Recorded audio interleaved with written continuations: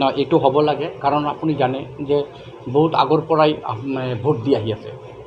এতিয়া এটা পাৰ্টিকুলাৰ আপোনাৰ হেৰি থাকে যে ইমান মানুহৰ মাজত MLA চিটটো হ'ব লাগে।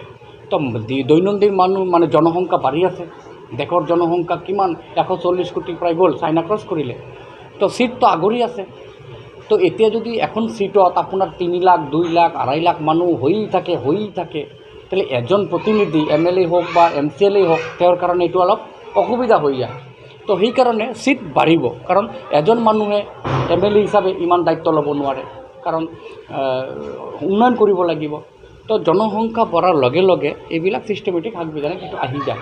সেইকাৰণে মই ভাবোঁ যে আপোনাৰ নিৰ্ধাৰিত হোৱাটো, ডেলিমিটেশ্যন হোৱাটো দৰকাৰ আৰু চিট বঢ়াটোও দৰকাৰ। কিয়নো আপোনাৰ আমি চাইছোঁ যে অসমৰ কোনোবা MLA চিটত 2 লাখ 2.5 লাখ 3 লাখলৈকে ভোটাৰ্ছ আছে, আৰু কোনোবা এটা MLA সমষ্টিত 1.5 লাখ বা 1,60,000 এনেকুৱা আছে। তো এইটো ইকুৱেল হ'ব লাগে, বেলেঞ্চ হ'ব লাগে, যিহেতু চবৰে পদবীটো বিধায়ক।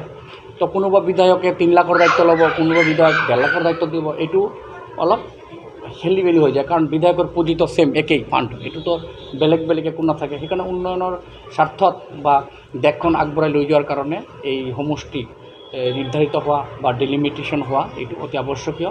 আৰু যি নটিফিকেশ্যন ওলাইছে এইটো হ'লে মই ভাবোঁ যে ভালেই হ'ব আৰু উন্নয়নটো আমি বিচাৰোঁ।